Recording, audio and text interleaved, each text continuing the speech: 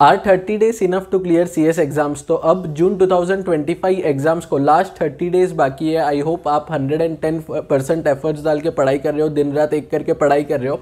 अभी सिचुएशन ऐसा है कि लास्ट 30 डेज बाकी है, बट बहुत सारे स्टूडेंट्स ऐसे हैं जिनका अभी तक सिलेबस ही कंप्लीट नहीं हुआ। मतलब रिवीजन तो छोड़ दो, किसी का 10%, किसी का 20%, किसी का 30% सिलेबस अभी तक कवर करना बाकी है। वो कवर उनको करना है, फिर उनको रिवीजन भी करना है।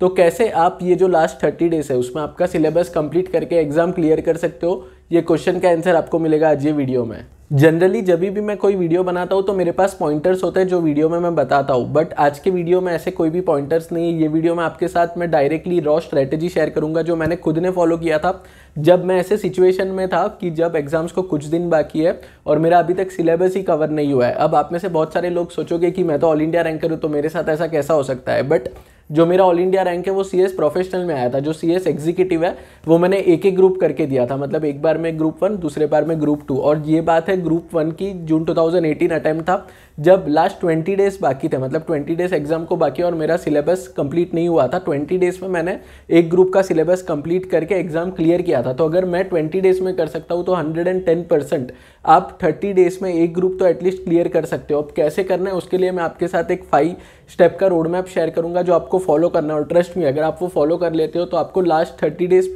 अच्छे से पढ़ाई करके भी जून 2025 में जो CS एग्जाम है वो क्लियर करने से कोई नहीं रोक सकता है। अब मेन टेक्निक बताओ उसके पहले मैं आपको यहाँ पे क्लैरिफाई कर देता हूँ, क्योंकि अभी लास्ट 30 डेज बाकी है आपके एग्जाम को और आपको पहले सिलेबस भी कंप्लीट करना है, रिवीजन भी उसके बाद करना है। तो ऐसे सिचुएशन में आप ये नहीं कर सकते कि आप 8, 9, 10, 11 घंटे पढ़ाई कर रहे हो। इतना पढ़ाई करने से भी अभी नहीं चलेगा। ये आप तब कर सकते थे जब एग्जाम को 3, 4, 5, 6 महीने बाकी है तब। अभी आपको खुद को थोड़ा ज़्यादा पुश करना पड़ेगा। आपको एटलीस्ट 12, 13, 14, 15 आवर्स तक जितना आप खुद को स्ट्रेच कर सकते हो उतना आपको पढ़ाई करना पड़ेगा। सिंपल रीज़न है क्योंकि टाइम काफ़ी लिमिटेड है और आपको सिर्फ सिलेबस भी कवर नहीं करना है। आपको सिलेबस कवर करने के बाद आपका एक प्योर रिवीजन होना चाहिए जो पूरा टेक्निकल होगा, इन डेप्थ रिवीजन होगा, वो भी आपका होना चाहिए। इसलिए आपको खुद को थोड़ा ज़्यादा पुश करना पड़ेगा टू मेक श्योर कि आप टाइम पे आपका सिलेबस कंप्लीट कर रहे हो, फिर आपके पास रिवीजन का भी टाइम बचना चाहिए। अब वीडियो में आगे बढ़े उसके पहले जिसका भी एग्जाम दिसंबर 2025 में है उनके लिए गुड न्यूज़ है, क्योंकि फिजिक्स वाला ने दिसंबर 2025 CS executive CS server batch launch कर दिया है।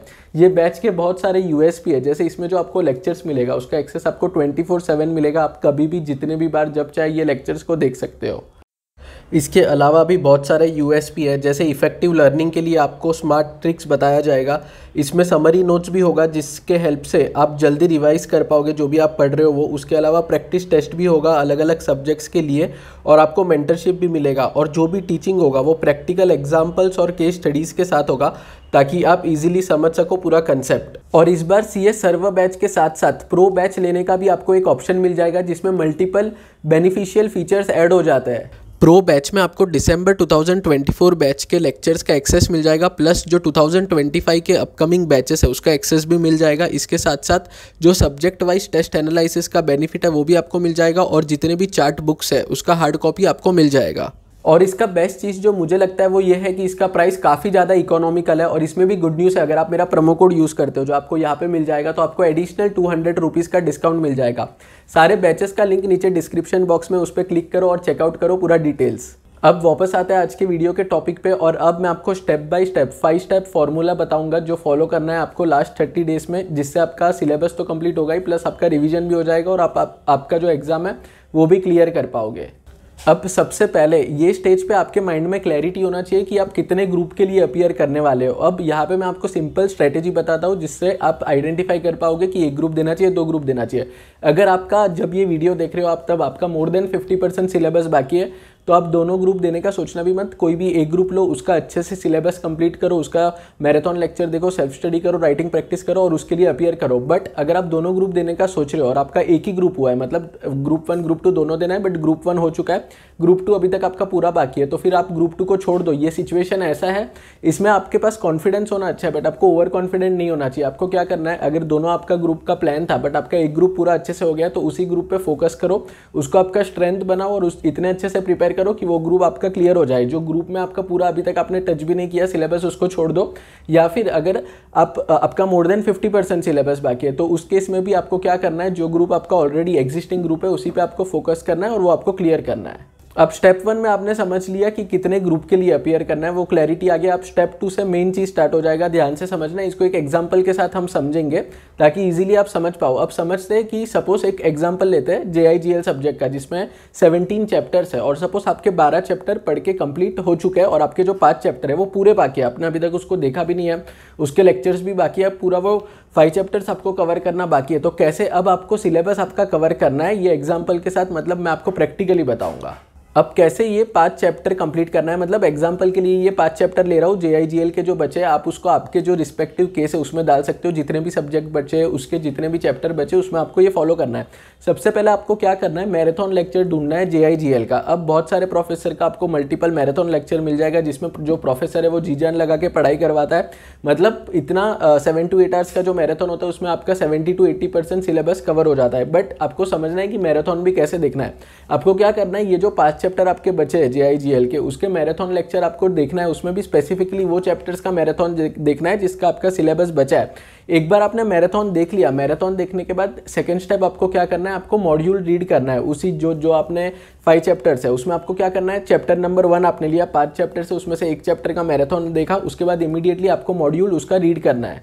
अब आपके माइंड में आएगा कि लास्ट 30 डेज बाकी है तो कैसे कोई स्टूडेंट मॉड्यूल रीड कर सकता है, मतलब ये प्रैक्टिकली इम्पॉसिबल है। और प्रोफेसर और मैं खुद भी बोलता हूँ कि आपको लास्ट के डेज में कुछ नया नहीं पढ़ना चाहिए, जो ऑलरेडी पढ़ा है उसको रिवाइज करना चाहिए। तो यहाँ पे आप ध्यान से समझना, आपको याद नहीं करना है। मैंने आपको बोला है मॉड्यूल आपको रीड करना है, जैसे आप न्यूज़पेपर रीड करते हो वैसे आपको मॉड्यूल रीड करना है। जो भी चैप्टर है मैराथन देखने के बाद उसका मॉड्यूल ओपन करो और उसकी रीडिंग करो। आपको सिंपल एग्जांपल लेना है, जैसे आप न्यूज़पेपर रीड करते हो ठीक उसी तरह आपको मॉड्यूल का रीडिंग करना है। जब आप कोई भी चीज़ रीड करते हो तो आपके सबकॉन्शियस माइंड में जो आपने रीड किया है वो स्टोर हो जाता है। अब आपको बाय हार्ट नहीं याद होगा, बट आपको एटलीस्ट वो टॉपिक के बारे में, वो जो चीज़ है, जो क्वेश्चन है उसके बारे में कुछ ना कुछ बेसिक आइडिया होगा। अब आइडियल सिनेरियो में ऐसा नहीं करना होता है, बट क्योंकि हमारे पास टाइम नहीं है और होगा क्या, जो 5 चैप्टर है अगर आप उसको छोड़ के चले जाओगे और उसमें से 30 मार्क्स का भी क्वेश्चन आया तो आपको 30 में से 0 मिलेगा, क्योंकि आपने कुछ भी वो 5 चैप्टर का कवर नहीं किया था। बट हमारा टारगेट यहाँ पे क्या है कि वो 0 के बदले 30 में से हम 10 मार्क्स स्कोर कर पाए, ये हमारा टारगेट है। तो ऐसा आपको समझना है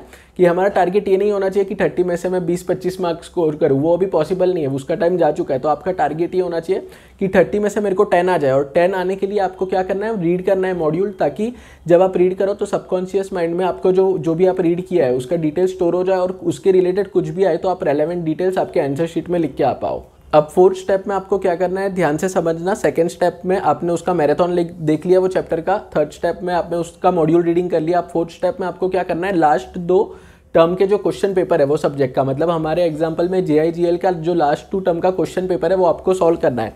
अब आपको लग रहा है कि मल्टीपल सब्जेक्ट है, मल्टीपल चैप्टर पेंडिंग है, तो आपको लग रहा है कि आप नहीं कर पाओगे, वो कवर नहीं कर पाओगे उसका क्वेश्चन पेपर, तो सॉल्व मत करो, बट क्वेश्चन पेपर को गो थ्रू करो। अगर आप उसको लिख के सॉल्व नहीं कर पा रहे हो तो उसको गो थ्रू करो, जो लास्ट 2 टर्म के क्वेश्चन पेपर है उसको। अब लास्ट और 5th स्टेप में आपको क्या करना है, वही क्वेश्चन पेपर को आपको वापस ओपन करना है और उसमें वो जो 5 चैप्टर है जिसका सिलेबस आपका कवर करना बाकी है उसके जो क्वेश्चंस आए वो वापस आपको जाके मॉड्यूल में रीड करना है। अब यहाँ पे फोकस करना, मैं बार बार रीडिंग के ऊपर इसलिए ध्यान दे रहा हूँ क्योंकि जितने बार आप उसको रीड करोगे, मतलब याद करने की कोशिश नहीं करना है, आपको रीड करना है जैसे न्यूज़पेपर रीड करते हो, क्योंकि बार बार जब आप सेकंड टाइम रीड करोगे तो वो चीज़ आपके माइंड में ज़्यादा अच्छे से स्टोर हो जाएगी और जब आप वो क्वेश्चन देखोगे आपके क्वेश्चन पेपर में तो आप इजीली उसका आंसर लिख पाओगे, क्योंकि आपके पास कुछ ना कुछ रेलेवेंट डिटेल्स होगा वो टॉपिक के बारे में। इसलिए 5th स्टेप में आपको क्या करना है, वो क्वेश्चन पेपर में से वो 5 चैप्टर के जो क्वेश्चन थे वो आपको वापस मॉड्यूल में जाके रीड करना है, प्लस ध्यान से समझना मॉड्यूल में उसको हाईलाइट करना है। और एग्जाम के 1 दिन पहले, जब आप एग्जाम के 1 दिन पहले रिवाइज करोगे, फाइनल रिवीजन जो एग्जाम के 1 दिन पहले होता है, तब आपको वो जो हाईलाइटेड क्वेश्चन है उसको वापस से मल्टीपल बार रीड करना है। अब जैसा मैंने स्टार्टिंग में बताया, आइडियल सिनेरियो होता है उसमें हम रीड नहीं करते, बाय हार्ट करते, क्योंकि अब यहाँ पे हमारा टारगेट 30 में से 20-25 मार्क्स स्कोर करना नहीं है। वो 5 चैप्टर में से अगर 30 मार्क का पेपर बनता है तो ये जो 5 स्टेप स्ट्रेटेजी, 5 स्टेप फॉर्मूला मैंने आपके साथ शेयर किया है वो यूज़ करके आप 30 में से इजीली 10 मार्क्स स्कोर कर सकते हो और वो 10 मार्क भी काफ़ी हो जाएंगे आपको पास करवाने के लिए। तो इसके लिए आपको ये 5 स्टेप स्ट्रेटेजी फॉलो करना है for all those chapters, for all those subject जिसमें आपका सिलेबस बाकी है। तो फ्रेंड्स, आई होप ये स्ट्रेटेजी फॉलो करके जल्दी से जल्दी आप आपका सिलेबस कंप्लीट करोगे और फिर रिवीजन करोगे। अगर आपको आज का वीडियो अच्छा लगा है तो वीडियो को लाइक कर देना और thank you very much for watching.